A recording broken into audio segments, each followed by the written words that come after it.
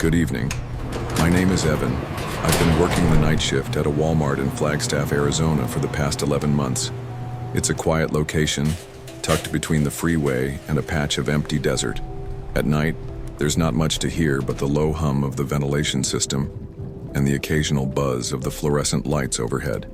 The store locks its front doors at midnight, and from then until 6 a.m., it's just me, the cameras, and the aisles full of stillness. The night routine doesn't change much. I clock in at 10:45 p.m., grab the key ring from the manager's office, do a perimeter check inside and out, then settle into the small booth at the security desk near the electronics section. It's not really a booth, just a partitioned corner with a couple of monitors, a stool, and a direct line to the police station that, thankfully, I've never had to use. I usually spend the early hours walking slow laps around the store. Back of house, loading dock, break room, aisles 1 through 24, then again in reverse. The weird thing about Walmart at night is how the silence amplifies everything. You hear things you'd never notice during the day: the soft creak of a plastic shelf, the subtle beep of a motion sensor adjusting, even the static hum behind the intercom system. You become very familiar with the sound of nothing. Some nights, I listen to podcasts through a single earbud, just to break the monotony. Other nights, I challenge myself to stay hyper-aware. No distractions, just observation. That's when the unease creeps in. Not because anything happens, but because it doesn't. A massive building filled with thousands of items, dozens of security cameras, and all the mechanisms of commerce. And yet it feels like I'm the only real thing moving through it. Like I've stepped outside of normal time. Last night started like any other. I arrived early. The assistant manager gave me the usual nod without saying much, and by 11:15 p.m. I was making my first lap. Everything was in place. The freezers in aisle 11 were humming at the right pitch. The registers had their lights off, and the overhead speakers played their usual low-volume loop of generic soft rock. At exactly midnight, I turned the key to lock the main doors, switched the system to night mode, and returned to the security corner. There's a quiet that settles in after midnight. It's different than before. Heavier, thicker, like the store exhales once the last customer leaves. I don't mean that poetically. I mean it literally feels like the air changes. Cooler somehow. More still. Around 1:30 a.m. I walked past the toy section and noticed one of the Nerf guns was on the floor. It could have been a restocker's mistake or just fallen from a poorly arranged shelf. I picked it up, set it back, and kept moving. At 2:15 a.m. I passed by the intercom panel near aisle 9. I always glance at it. It's an old box, scratched from years of use. There's a button you have to press to speak, and it connects to every speaker in the store. Only supervisors are supposed to use it, and at night it stays dead silent. At 3:00 a.m. exactly, it spoke. Not a full message, not static, just my name. Evan. A single word, flat and direct, with no background noise, no crackle, no context. It wasn't my voice, but it knew my name. And I was alone. I didn't move for a few seconds after hearing it. Just stood there in the middle of the frozen aisle, under the sterile lights, staring at the intercom speaker embedded in the ceiling. It had no light, no blinking indicator, no sign of malfunction.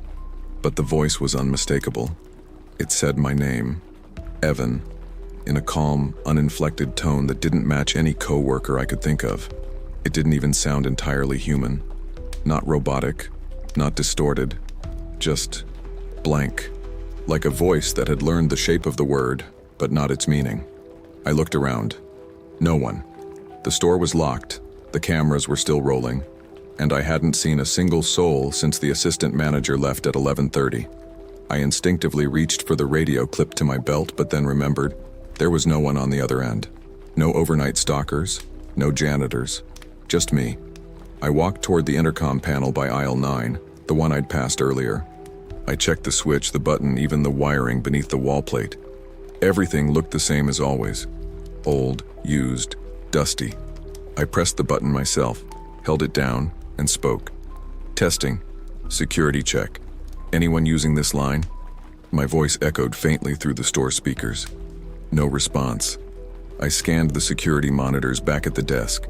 8 camera feeds, covering the front doors, main aisles, stockroom and electronics section, Nothing moved. No glitches. No intruders. I rewound the footage from a few minutes earlier.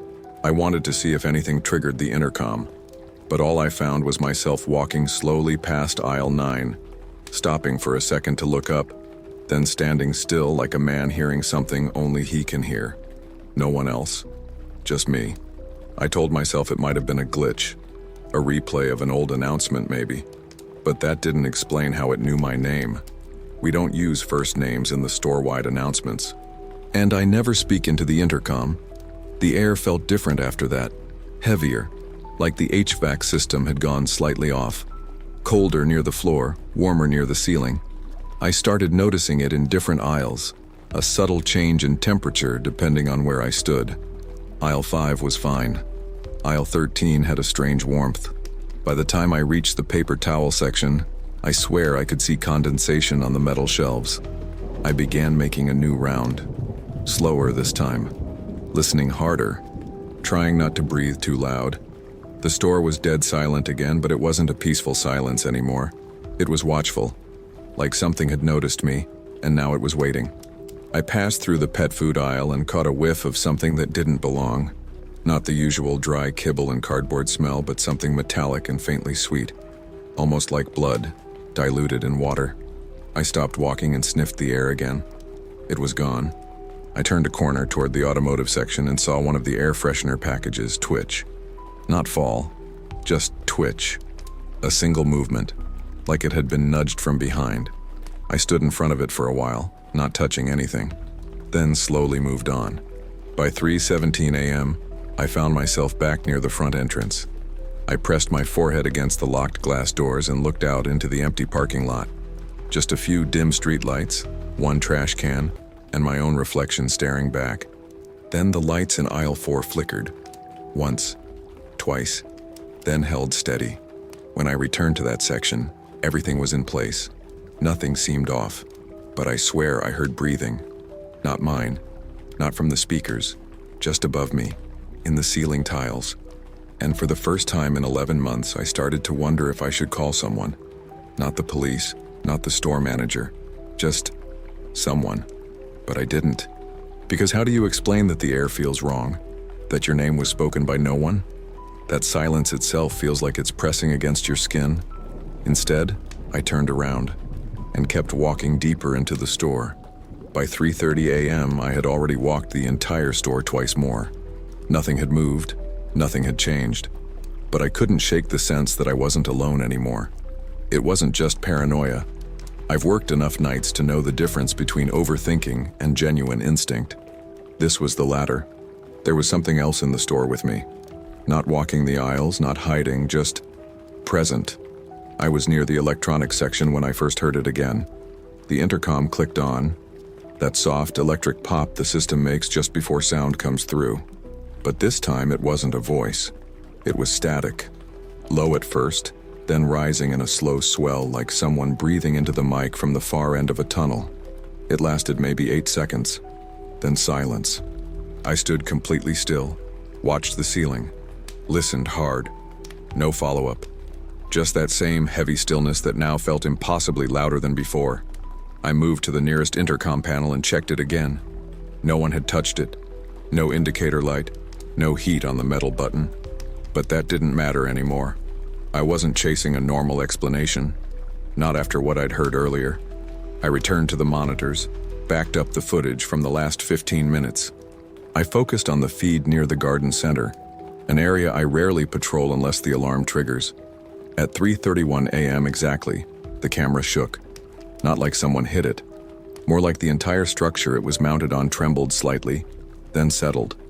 I replayed it 3 times, trying to see if the shelves below shifted. They didn't. Just the camera.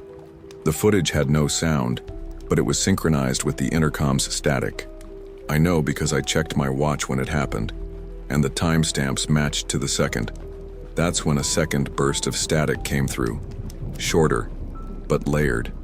At first I thought it was just white noise again, but something about it felt intentional, shaped, like it had rhythm. And when I listened closely, really listened, I could almost make out syllables. No full words, no clear message, But something was being formed behind the distortion, like a voice struggling to surface through a thick fog. Then the lights dimmed, not all at once, section by section. First the produce area, then the pharmacy aisle, then the seasonal department near the back. Each flickered, dimmed, and returned to normal in perfect sequence, like a path being laid out for me. I didn't follow it, not right away. I stayed where I was, leaning forward in my chair, eyes fixed on the monitors. My breath was shallow, my palms were damp. I wasn't scared yet, not fully, but I was listening in a way I never had before, like the store was trying to speak to me. A third burst of static broke through, and this time, I heard something unmistakable. It wasn't just sound, it was my name again, but warped, drawn out, as if the voice was trying to mimic human cadence but didn't understand how. It was deeper now, like it had moved farther away. The last syllable stretched into a hiss. Evan. I stood up fast. My chair scraped against the linoleum floor. I grabbed my flashlight and walked toward aisle 13, the next section affected by the lights.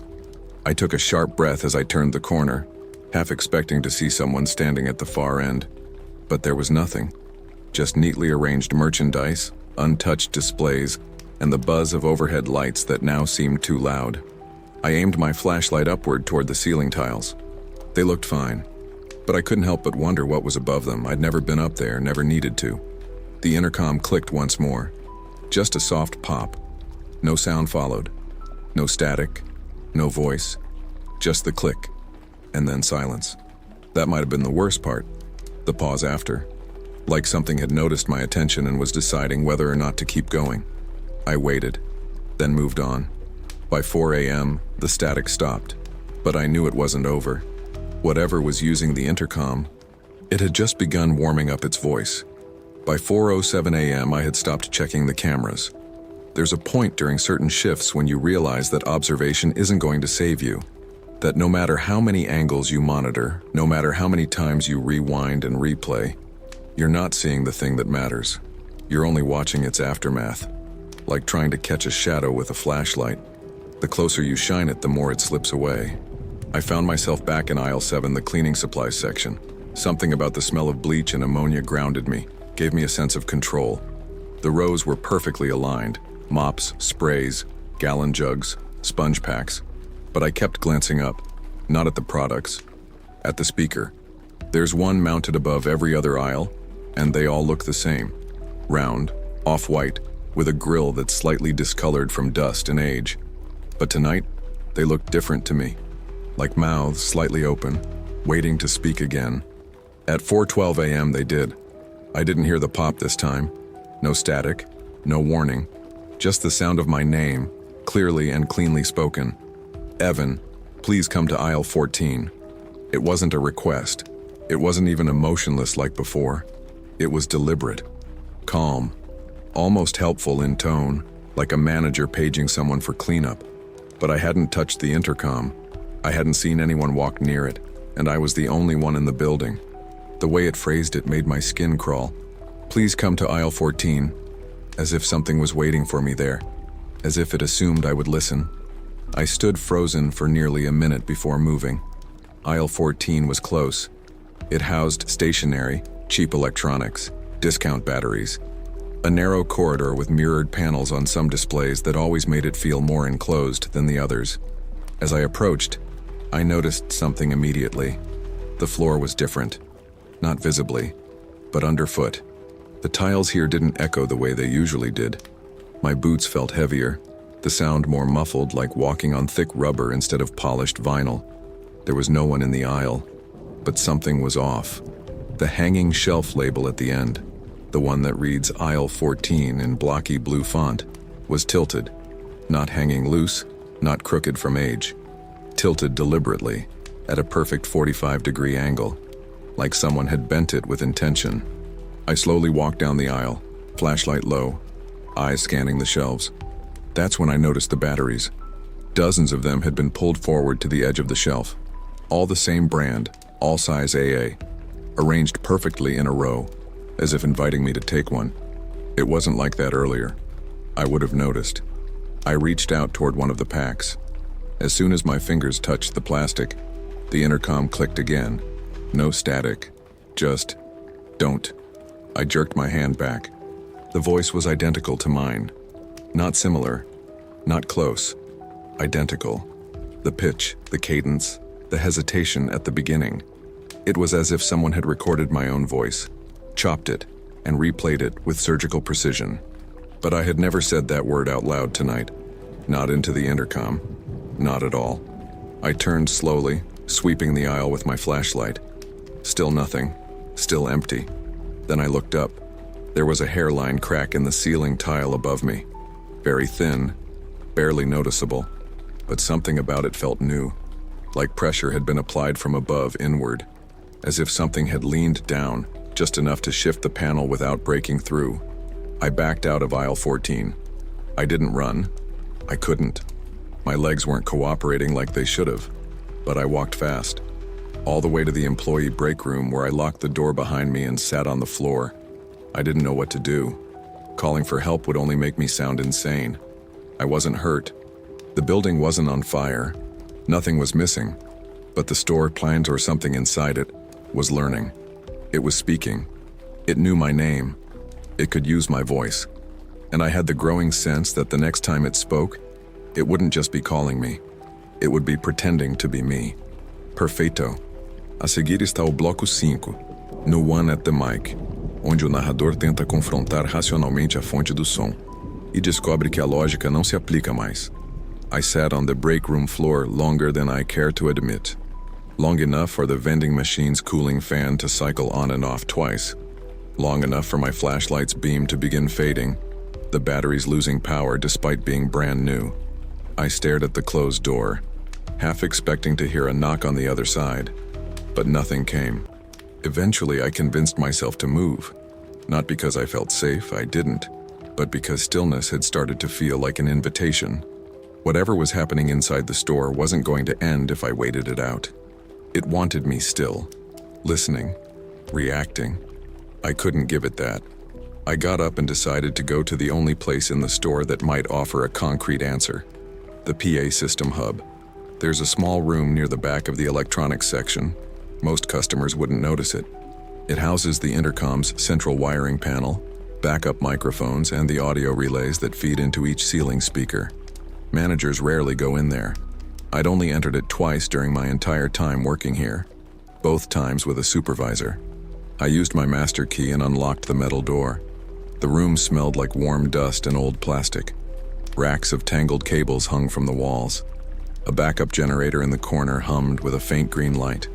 And mounted in the center of the wall was the microphone, the main line that controls the store-wide system.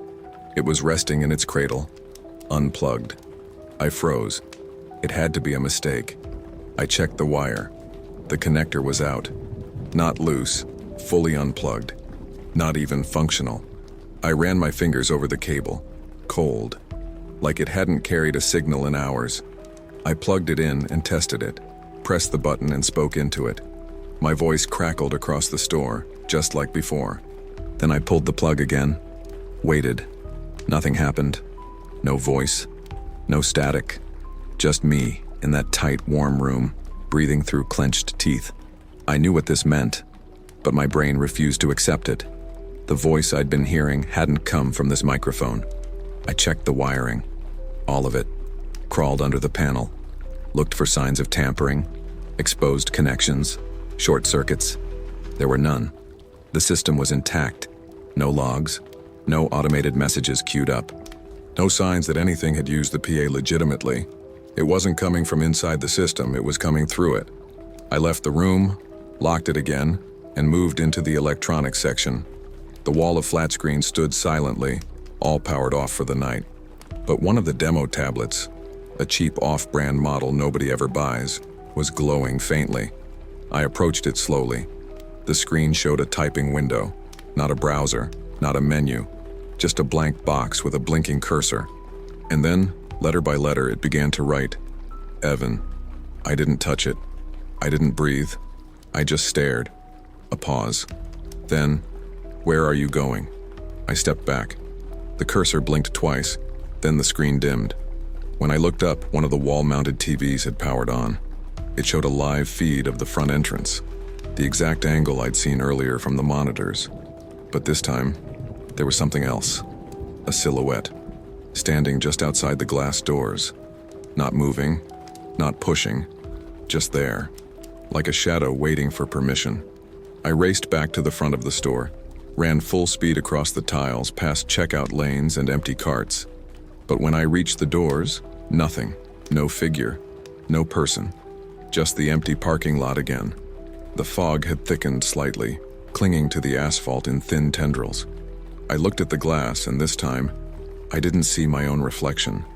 I saw the silhouette again, but now it was inside, just for a split second, then gone. The intercom clicked on overhead, and my voice spoke again. I'm here now. I stood there for what felt like hours, not speaking, not moving, not even blinking. The air had changed again, not just in temperature or weight, but in structure. It felt like the store itself had inhaled. Everything around me was still familiar. The checkout lanes, the displays of gum and batteries, the flickering security camera above lane 4, but the proportions felt wrong. Too wide, too tall, like I'd stepped into a version of the store made just slightly off. I turned slowly, scanned the space behind me, and began walking back toward the center of the store, flashlight off, letting the ambient glow of the emergency lights guide me. That was when I noticed the first shift. Aisle 10, which had always run perpendicular to the main walkway, now ran parallel. I stopped, doubled back, checked again.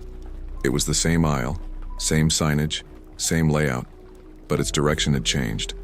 I walked down it slowly, feeling the hum of the freezers along the left wall.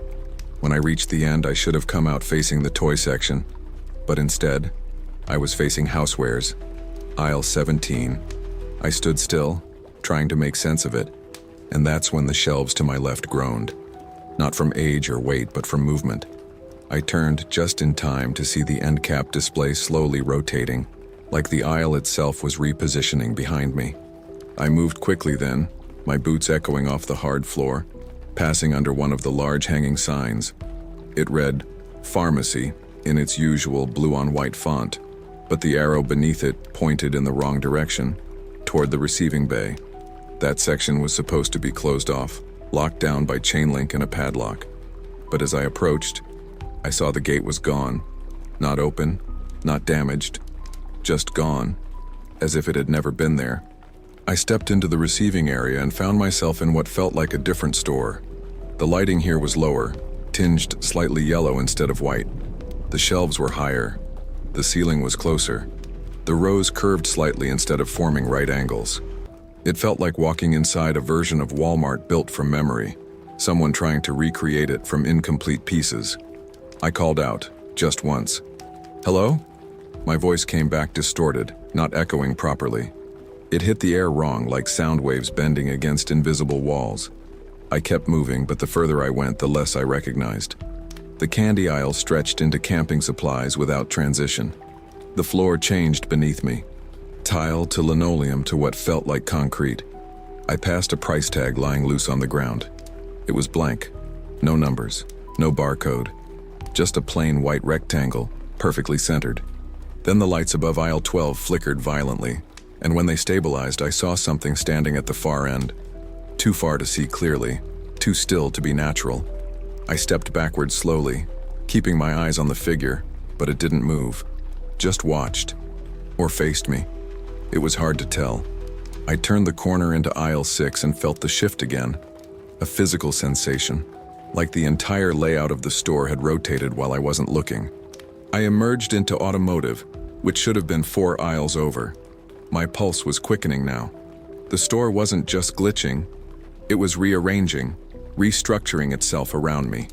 Each path I took, each turn I made, the corridors adjusted in response. I was being herded, not chased, not hunted, but led. I turned around sharply, retraced my steps, tried to return to the security booth, but it was gone.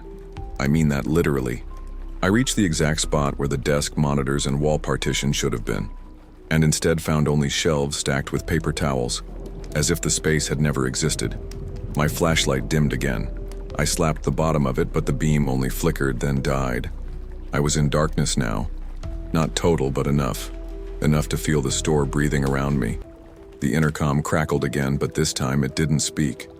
It just played back my footsteps. Not current ones. Not live. Footsteps I had taken 20 minutes earlier, played back in sequence, rhythm perfect. Like it was remembering me. The sound of my own footsteps echoed faintly from the ceiling speakers, and I felt something sink in my chest that had nothing to do with fear and everything to do with certainty. I wasn't being haunted, I wasn't hallucinating. The store had memory. It had awareness. It was remembering me, not just tracking where I was, but replaying where I had been. I moved cautiously down a newly formed aisle that I swear hadn't existed 5 minutes earlier. The product signs above were missing, just blank plastic rectangles hanging from wires.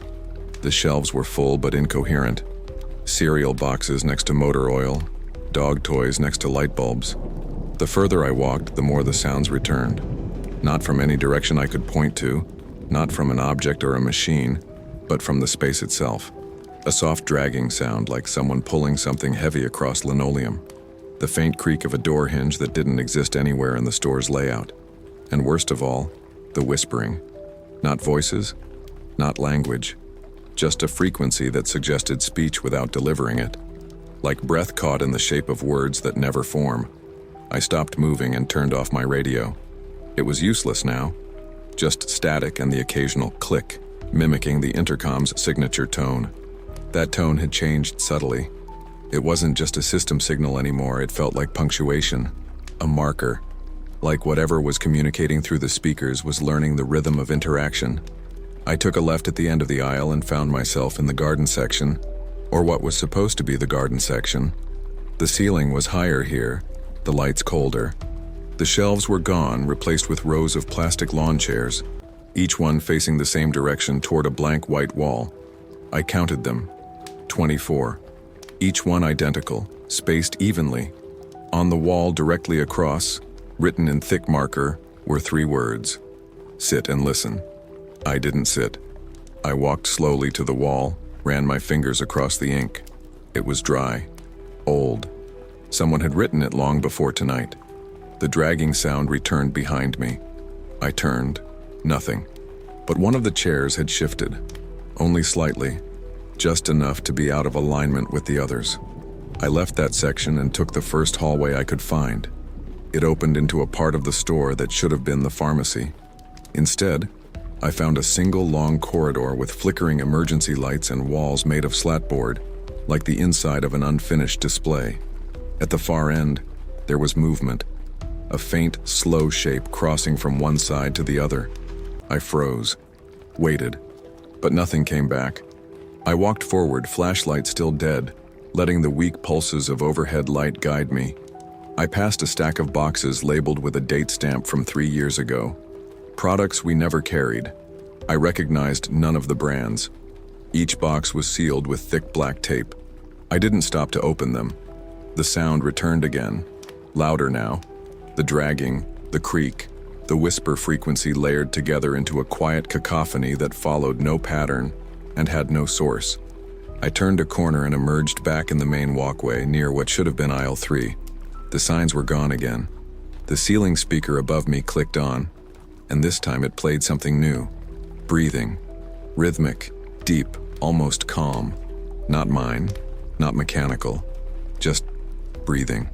I looked up at the speaker, and for a moment, I swore I saw condensation gathering on the metal mesh, as if something were actually exhaling through it. I backed away slowly, eyes fixed on it, and turned sharply into the next corridor. I didn't know where I was going anymore. The store wasn't a map. It was a loop, a maze, a living thing that changed shape every time I blinked. And I was no longer moving through it, I was being moved by it. One sound at a time. I don't remember deciding to return to the security desk. My legs moved before my mind caught up. Maybe I hoped the monitors would offer some kind of anchor. A fixed point in a place that had become increasingly fluid, inconsistent, and wrong. The walk back should have taken 30 seconds. It took 7 minutes. I passed the same end cap display 3 times, a clearance rack for seasonal pool toys that should have been taken down a month ago. Each time I saw it, the prices had changed slightly. First $8.99, then 672. Then the third time, no numbers at all. Just blank yellow tags fluttering in a breeze that didn't exist. When I finally reached the security corner, it looked different. The wall partition was lower. The monitors, smaller. The chair was gone. Only the desk remained, along with the 8 screens stacked 2 by 2. They were all on. None of them matched each other. One showed the front doors. One showed an aisle I didn't recognize, completely empty, walls painted pale blue. Another showed a close-up of a fire extinguisher mounted on a wall we didn't have. But what froze me was camera 4.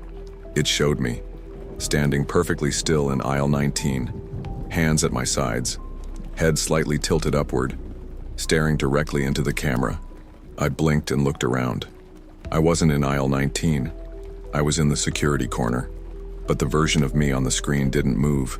It stood motionless, breathing slowly, shoulders rising and falling in calm rhythm. I switched the feed manually, cycling through every camera angle. There it was again. Camera 6, now showing the toy section, and me, standing next to the Nerf guns, the same one I'd found on the floor earlier. Same posture, same expression, staring, unmoving. I clicked to camera 7, electronics. Same thing.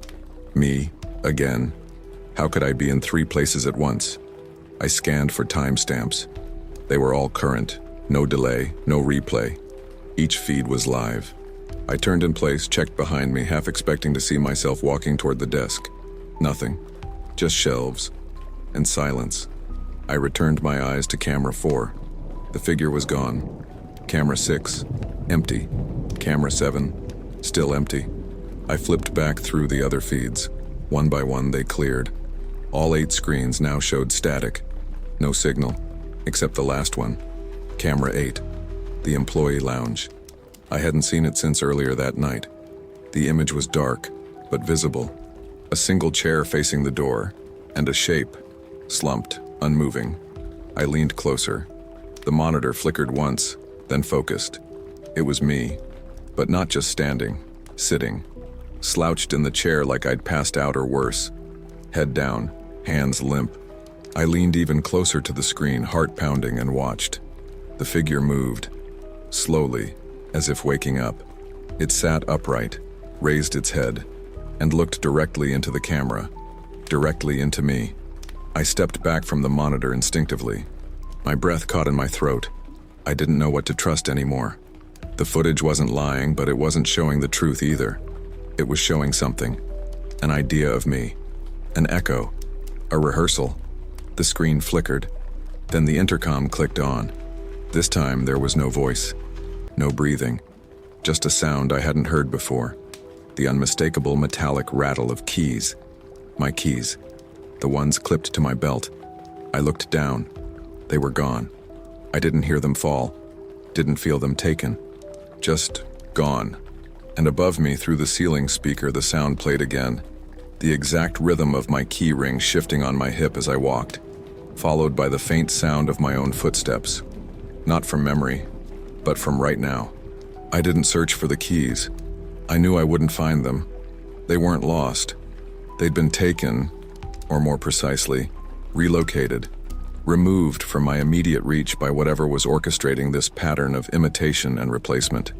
I stood in front of the blank monitors for a moment longer, listening to the replay of my own steps through the speakers, a perfect mimicry that made the hair on my arms rise. The sound wasn't just playing, it was surrounding me, echoing faintly from multiple angles as if the store itself had begun to speak in the only language I trusted, my own movements. Then it stopped, all at once, cut off mid-step. And in the thick, unnatural silence that followed, I heard something I hadn't expected, the absence of breath. I hadn't realized I'd been breathing so shallowly until the stillness forced me to listen. It felt like everything had paused, not just the sound, but the air itself. Then the intercom clicked again. Not a pop, a press. A long, deliberate press and release, like someone holding the button down, listening and letting go. No voice, no static, just intent. I turned around, scanning the aisles behind me. Every angle looked the same. Familiar shapes under fluorescent light, rows of product too perfectly arranged. I began walking, not because I had a plan, But because I was being pulled, the store didn't feel like a building anymore, it felt like a set, a place built for observation. My flashlight remained useless in my hand, the batteries fully dead now, and the emergency lighting had dimmed just slightly, not enough to register consciously, but enough to give the sense that I was being pushed toward shadow. I passed aisle 5, then 6, then 7. The signage had returned, but the product beneath didn't match. The aisle marked canned goods was filled with men's socks. The one labeled home appliances had stacks of Halloween costumes. I passed aisle 9 and the intercom clicked again. A double tap, then silence, a beat. Then again, click, click. I stopped, waited, nothing. I stepped forward once, a single soft footfall. Then, click. I took 2 steps, click, click. I held my breath and stepped back. Nothing. Forward again. 3 steps. Click, click, click. It was following me in rhythm, not just echoing, responding. I was being counted, measured. I turned sharply into aisle 10 and froze. At the far end, a faint red light blinked near the ceiling. It wasn't the usual camera LED. This was softer, deeper, like the glow of a recording light on a soundboard. The intercom buzzed again, and then I heard it. A whisper, barely audible. Not a word. A breath shaped like a question. I stepped closer. The whisper grew clearer. Not louder, just more present. Like a thought forming just behind my left ear. Not in the store, in me. It didn't speak my name this time. It said a place. Aisle 19. Not aloud, not written. Just placed gently in my mind like a memory I hadn't earned. I didn't want to go there. Aisle 19 had always been nondescript. Office supplies, budget printers, toner cartridges no one bought. But now the thought of it made my stomach twist. Still, I turned in that direction. I couldn't help it. My legs moved, heavy but obedient. The corridor stretched longer than it should have. Each step echoed wrong, like I was walking on something hollow beneath the floor tiles. When I reached the entrance to aisle 19, the store changed again. The lights above flickered once, then stayed off. The only illumination came from an unnatural glow at the far end, pale blue, like moonlight trapped behind frosted glass. I took 1 step into the aisle, and the intercom spoke. No voice, no words, just a low, rhythmic vibration, like something massive shifting deep underground. It went through me, not around me, through me. My ribs trembled, my teeth hurt, and in that sound, beneath that resonance, I finally understood. It wasn't calling me anymore. It was asking me to listen. Aisle 19 didn't feel like part of the store anymore. It felt carved out, not built, not stocked, just revealed, like something that had always been there waiting beneath the surface of the normal layout. As I stepped inside, the temperature dropped. Not gradually, immediately. The kind of cold you feel in your teeth and behind your eyes, like walking into a room that hasn't been opened in years. The light at the far end pulsed faintly, not steady, not artificial. It reminded me of bioluminescence, like the soft rhythm of a jellyfish moving silently through deep water. The shelves here were different, taller, closer together, covered in a fine film of dust, like they hadn't been touched in decades. And the products, they weren't real, not just out of place, impossible. I passed boxes with no branding, only strings of numbers printed in red. Bottles filled with clear liquid labeled in languages I couldn't recognize. One shelf held stacks of VHS tapes with no markings. Another had what looked like teeth, human and animal, arranged in tiny plastic clamshells like jewelry. None of it made sense. None of it should have been here. I moved slowly, the sound of my own breath loud in the stillness. The intercom was silent now. Not dead, waiting. Every few feet I felt a shift in the floor beneath me, like the tiles weren't secured, soft, almost sponge-like. I looked up, expecting to see another speaker, another red light, but instead, I saw a hole in the ceiling. A perfect circle cut into the tile, edges blackened. Nothing moved inside it, but I felt something watching through it. I kept walking. At the end of the aisle stood a display, not a normal one. No cardboard branding, no promotional sign, just a simple, square pedestal with a microphone on it. old-fashioned silver with a long cord that disappeared into the floor. There was no label, no instruction, but I knew what it was for. The glow behind it pulsed brighter as I approached. It didn't cast shadows. It erased them. I stood in front of the microphone and stared at it. The base was clean, untouched by dust. It looked placed, prepared. My name echoed faintly in the back of my mind. Not spoken aloud, not whispered, just recalled. The same way a smell brings back a memory you forgot you had. I reached out and touched the mic. Cold, metallic, real. The moment my fingers made contact, the intercom above crackled. Not in the store, but in me. I felt the vibration in my chest, behind my eyes, a low resonance that carried no sound but translated perfectly into thought. Say something. I didn't speak. I couldn't. My mouth was dry, my throat closed, but the pressure increased. Not pain, urgency. The stores, or whatever, had hollowed itself into the shape of the store. Entro wanted me to speak, not to hear me, to use me. I looked behind me. The aisle was longer now. I couldn't see the entrance anymore. Just row after row of silent, watching merchandise. The store was breathing again. Slow, rhythmic, waiting for its voice.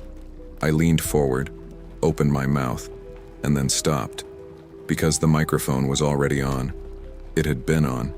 The red indicator light was glowing, and through the intercom throughout every aisle of the store I heard my voice begin to speak. Not recorded, not repeated. Speaking now, saying things I didn't understand, words I didn't know, in a voice perfectly calm and perfectly mine. I didn't remember leaving aisle 19. I didn't remember walking back through the store. But suddenly I was standing at the front, near the self-checkout lanes, staring at register 6. It was on. The screen glowing soft blue against the dimmed ambient lighting. I knew for a fact that all the registers were set to power down automatically at midnight. That was protocol. I'd done it myself a dozen times. But here it was, active, awake. No customers. No motion sensors tripped. Just a screen patiently waiting. I stepped closer. The interface had changed. Gone were the icons for produce, barcodes, and manual entry. Instead, the screen displayed a flat black background with one message centered in clean white font. Begin scan. I looked down. The scanner light was active, pulsing softly. Nothing sat on the conveyor belt. No item had been placed. Yet the machine chirped. Once, twice, as if something invisible was being passed across the scanner. Each time, the display blinked and updated with a price. 0 euro, over and over. Dozens of $0 scans. I watched the total grow longer. Line after line of void transactions, empty items, blank charges. The receipt printer activated. It rolled out paper slowly, quietly, endlessly. No ink, just blank white curling from the slot like a tongue. I reached forward and touched the edge of the paper. It felt cold, damp. I turned back toward the main store, expecting movement, expecting presence. But the aisles were still. No sound, no lights flickering. Just that one lane, quietly transacting nothing. The register beeped again, this time deeper, lower, a sound not programmed into its operating system. The screen flickered and the message changed. Welcome back, Evan. The font was wrong. Not the corporate typeface Walmart uses. This was serifed, sharper, more formal. A second line appeared beneath it. How long have you been here? I didn't answer. I couldn't. The register wasn't asking a question. It was presenting one I'd already forgotten. The screen glitched slightly, then flashed black. When it returned, the store's security feed was now playing on it. Not one angle, but a split screen of 4 views. Each showed me, again, in different parts of the store. Not past versions, not shadows. All live, all simultaneously active. One of them was standing exactly where I was now, in front of register 6, head slightly tilted. That one turned and looked directly into the camera. Into me. The screen flickered again. All feeds vanished. A new message appeared. Scan complete. Payment accepted. I hadn't paid. I hadn't scanned anything. I hadn't touched the screen. But the machine believed something had been exchanged. A transaction completed. As the message faded, I heard the sound of coins dropping. Faint, metallic, impossible. We didn't even accept coins at that register, and yet the tray below opened slowly, revealing nothing inside. Just darkness. Not the absence of light, the presence of something else. The receipt printer activated one final time and rolled out a new sheet. This one wasn't blank. One line, printed in red. Spoken authorization confirmed. I stepped back, heart hammering in my chest, and the register shut itself off without prompt. Screen dead. Light gone. Silence. But the receipt remained. I picked it up. The paper was warm. It vibrated slightly in my hand. I folded it, pocketed it, and backed away. Behind me, the intercom clicked on, and I heard my voice again. No longer speaking words, just a tone. A steady, rising tone like a siren buried in the throat of something enormous. And layered beneath it, so faint I could barely register it, the sound of another register powering on. The second register came to life with a slow mechanical whine, as if waking from deep sleep. I didn't approach it. I didn't need to. Its screen flickered the way old CRT televisions used to. Horizontal bands rolling upward, distorting and correcting, like the machine was trying to settle on a signal. I backed away and turned my attention to the store's clocks. There are 4 of them, installed high above the main walkways, synced to corporate's internal systems, never off by more than a second. Every one of them was stuck. 4:46 a.m., frozen, not blinking, not dead, just paused. I checked my watch. Same time. I checked the tablet clipped to my belt. Locked up. I pulled my phone from my pocket. Black screen. Wouldn't turn on. Time had stopped. Not figuratively. Not emotionally. Literally. I stood in the middle of the empty floor, surrounded by a world that had lost the concept of progression. The light still hummed. The aisle still stood. But everything felt suspended, like a paused VHS tape held just before the image degrades. I walked to the entrance, pressed my hand against the glass. Nothing moved outside. No wind, no insects, no shift in the clouds. Just a thick gray stillness pressing in from every direction. I knocked on the door, not out of desperation, but curiosity. The sound felt delayed, like it had to travel through too much space before returning to me. I turned and looked across the store. It felt infinite now. Every aisle longer than it should be. Every corner opened into 2 more. I walked again, slower, letting my hand drag across the shelves for reference or for proof I was still grounded, that I was still in something, that I hadn't slipped fully into abstraction. Then I began to notice the product tags. They'd all changed. Each one had the same price, $4.46 over and over. Thousands of items, each labeled with the exact time I'd seen on the clock. I ripped one off and turned it over. Nothing on the back. I pulled another. Same. I grabbed a random package from the shelf. The nutrition label had been replaced with a block of static. Not digital, printed static, like a noise pattern etched into the paper. The barcode was a solid black line. I kept walking. The store was beginning to forget itself. I passed the toy section again and saw that the Nerf guns were gone, replaced by empty pegs. The signage above had changed from toys to reminders. I turned into what should have been the cleaning aisle and found a long mirror instead, bolted directly to the shelving unit. I looked into it. My reflection was wrong. Not just off, late. It moved a full second behind me. When I blinked, it stared. When I breathed, it waited. I stepped closer and watched the delay shorten. Half a second, a quarter, then perfect sync, then too fast. I stepped away. My head hurt. The lights above dimmed again, and for a moment the entire store went silent. Not just quiet, mute. The air pressure changed. My ears popped. And in that vacuum, I heard something terrible.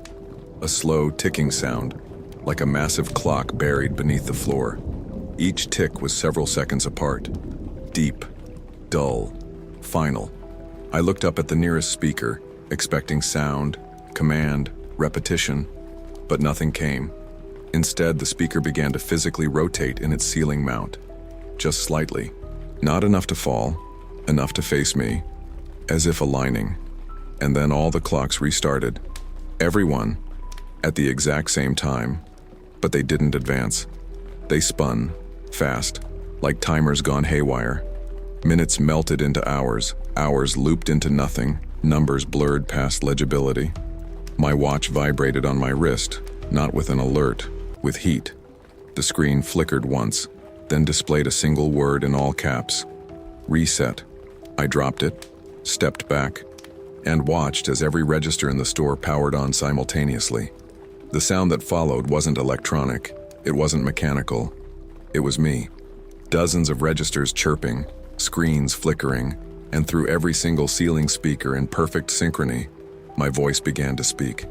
Calm, measured, familiar. A tone I'd heard 1,000 times while greeting employees or calling in suspicious behavior.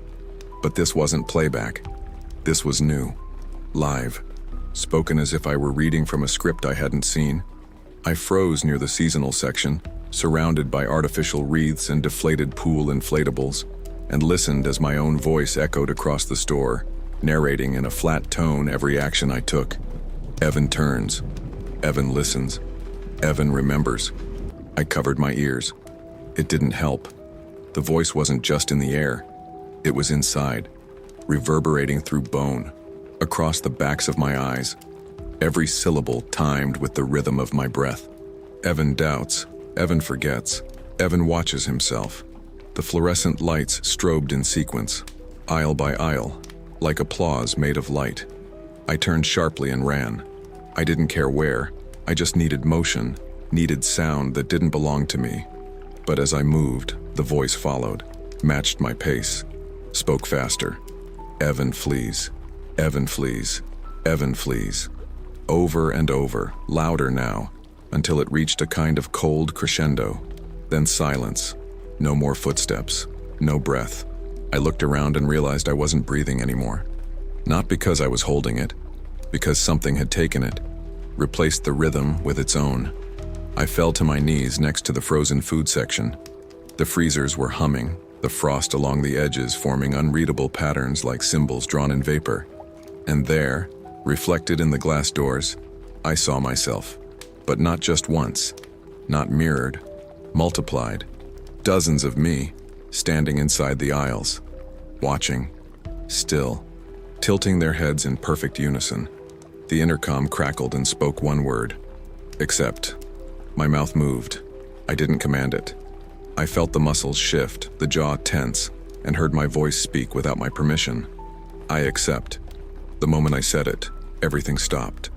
No more humming. No more light. Even the emergency glow faded. Darkness swallowed the store like a wave. Not blackness, but an absence of meaning. Nothing had definition anymore. Shapes lost edge. Distance collapsed. Then the lights returned. Dim. Uneven. Aisle 8 was gone, replaced by a corridor I didn't recognize. Narrow. Unlabeled. The voice returned, but this time from my own throat. I wasn't speaking, but I could hear it coming through my mouth, like a radio signal vibrating against my teeth. You are here now. You are whole. I stumbled forward, unable to stop. My feet moved without me. The store had taken something vital. My autonomy, my voice, my shape. I reached the end of the corridor and saw a new sign above the archway. Evan. Not printed. Etched, carved deep into plastic, like a name tag on the structure of the place itself. I touched it. The plastic was warm. It pulsed beneath my fingers. Then my voice, still not my own, whispered a final sentence into every corner of the store. There is only you now. And I believed it. I ran. I don't remember giving the command to my legs. I don't remember choosing a direction. I just know that something deep inside me, whatever fragment of myself was still independent, screamed to move. I tore through the center of the store, past checkout lanes that now displayed countdown timers instead of prices, past carts filled with blank cardboard boxes and mannequins dressed in Walmart uniforms with faces too smooth to be human. I reached the front entrance in seconds, breathing hard, chest burning, lungs still echoing that false voice that had replaced mine. The automatic doors were closed. Of course they were, but now they didn't even look like doors. The metal frame had melted inward, subtly warped, like the idea of a door had been abstracted, softened. The glass didn't reflect anything. Not the lights behind me. Not my body. Not even the red exit sign above, which now read, "Remain." I grabbed the metal handles and pulled. Nothing. Not resistance. Indifference. Like the structure itself didn't acknowledge force anymore. I pounded once, twice. The sound was wrong. Dull. Muffled. Like knocking on dense rubber instead of glass. I looked outside, or what I thought was outside. The parking lot was gone. Not dark, not foggy. Gone. Replaced by a static field of gray, stretching in every direction like dead air on a television screen. I saw the outline of shopping carts suspended in it, frozen mid-roll.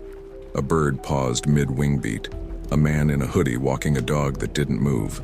None of it animated. All of it suspended. Trapped in an unfinished thought. I pressed my forehead to the glass, trying to anchor myself. The cold helped. For a second, I remembered the smell of my apartment, the weight of my keys, a conversation I had earlier that day with a cashier about whether or not we were getting new uniforms. But even those memories felt dusty now, like they'd been left too long in the sun. Behind me, the intercom clicked. Not once, but in a rhythmic sequence. Morse code. I didn't know how I recognized it, but I did. It spelled stay. I turned around and saw that the entire store had shifted. There was no longer a clear layout. Aisles curved into ramps, floors rose into ceilings. The electronics section now floated 10 feet above the toy aisle. Shelves rotated slowly in midair, stocked with items that didn't exist in any brand or product list I'd ever seen. Somewhere, a register beeped, but the sound was slow, like a cassette tape melting. I ran again, toward the employee exit in the back near receiving. I had the keys earlier. I didn't now, but I still tried. The door had no handle anymore, just a flat metal plate with the shape of a hand indented into it. I pressed my palm against it. Nothing. I screamed. Nothing. The intercom didn't respond. The store didn't acknowledge the sound. I walked to the break room. Same walls. Same furniture. But the microwave was looping an image on its tiny digital screen. My face entering the store at 10:45 p.m. Again and again. I turned to the vending machine. It was filled with small white slips of paper instead of snacks. Each one said, "Sold." I opened the fridge. It was empty except for a single receipt, folded neatly. I opened it. It read, "Your shift never ends." I stumbled backward, nearly fell over the bench. The clock above the break room table spun violently. Not the hands, the numbers themselves.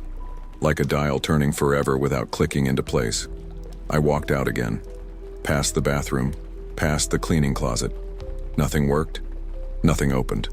The back hallway that used to lead to the loading dock now ended in a solid wall painted with a large, perfect eye, and underneath it written in red, a final instruction. "You are inside." And I finally understood. Not trapped in a store. Trapped as the store. I was part of the layout now. A system, a cycle, a repeating thought echoing forever in a space designed to never close. The ceilings had always seemed too high at night, too far above the reach of sound or light, like they belonged to another version of the store built on top of this one. A quieter version that watched everything below in silence. But now, that silence was broken. It began with a slow, rhythmic vibration overhead. Not mechanical. Not the groan of ductwork or the hiss of a misfiring air unit. This was movement. Something heavy shifting its weight across metal beams and insulation. Something with claws or joints or limbs not built for walking on flat surfaces.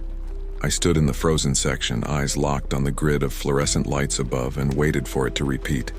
It did. A soft thud, then a scrape, then another. It wasn't pacing. It was circling, following. I stepped backward 1 foot at a time, careful not to disturb the symmetry of the aisle.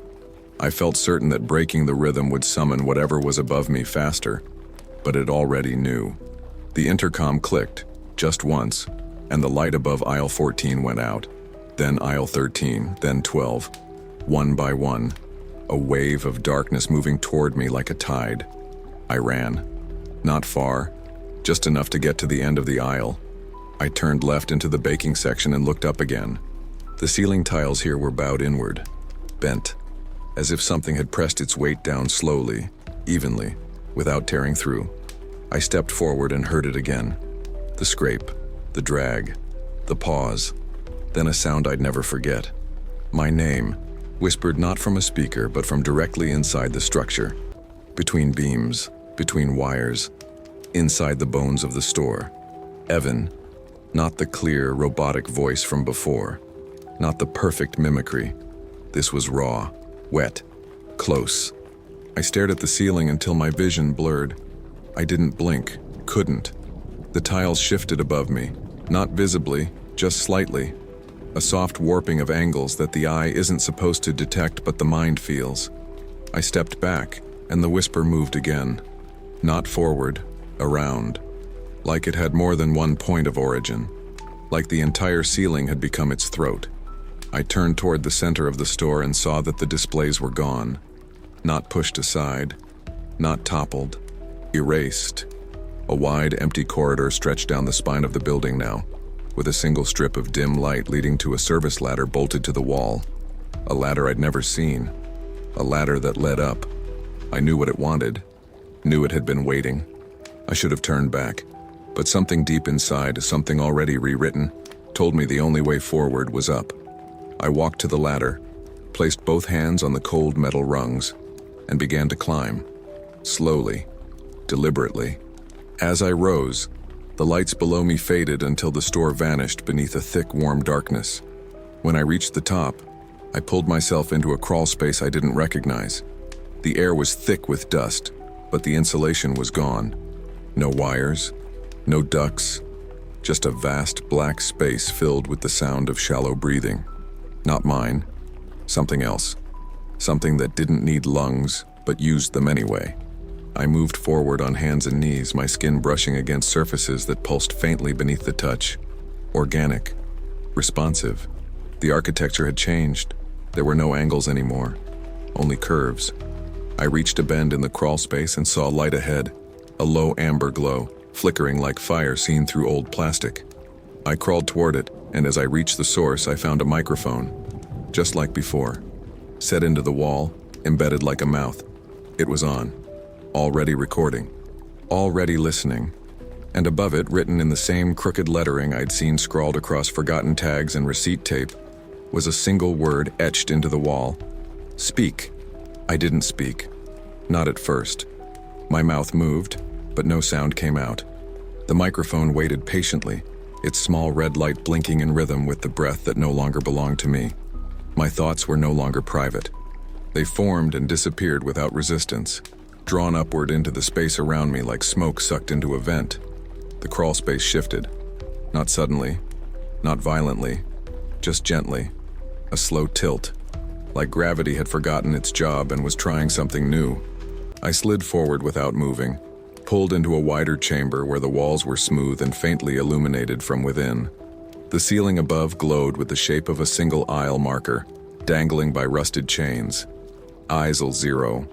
There were no shelves, no products, just empty racks, empty carts, and a single walkway that curved endlessly forward into a blue light that pulsed like a dying star. The air was still, the temperature neutral, and beneath everything, beneath thought, beneath breath, was a silence so thick it crushed the sound of my heartbeat. I stepped forward, one step, then another. The light grew brighter, but not clearer. It didn't illuminate. It consumed shadow without offering visibility. It suggested space but refused to reveal it. As I walked deeper, I passed mirrors. Dozens of them, standing freely where shelves should have been. Each one showed a version of me at a different moment in the store, checking the locks, watching the monitors, speaking into the intercom, running, kneeling, speaking again. Each reflection looped endlessly. None of them matched my current movement. I walked past the final mirror and saw myself for what I was now. Silent, thinner, older. Not aged by years, aged by pattern. A shape worn down by repetition. A creature built by routine. The intercom crackled again, but it didn't speak. It listened. A low-frequency hum rose from beneath the floor, followed by the sound of shifting metal. Ahead of me, the blue light opened into a circular chamber. No walls, no shelves, no roof. Just a floating microphone suspended in the center, tethered by nothing. Beneath it, a single employee badge lay on the floor. It read, Evan, Night Security. I approached slowly, picked up the badge, turned it over. One word had been burned into the plastic: replacement. I looked up at the microphone. It pulsed once, then again. The light behind it grew brighter. The walls reappeared. The sound system reset. The intercom began to cycle through the store layout, calling aisles that no longer existed. Aisle 3, clean up. Aisle 6, customer service needed. Aisle 0, standby. And then my voice again. Good evening. Welcome to Walmart. Night shift begins now. But I hadn't spoken. Not this time. The microphone had. I was no longer part of the store. I was the store, or what remained of it. I turned slowly and faced the walkway I had come from, but there was no way back. No mirrors, no shelves. Just a long, flat corridor filled with fluorescent light and the hum of nothing waiting to happen. I stepped into it, not to escape, to begin. Somewhere, beyond what used to be doors, a new shift was starting. Somewhere someone would hear their name at 3 a.m., and they'd come looking like I did.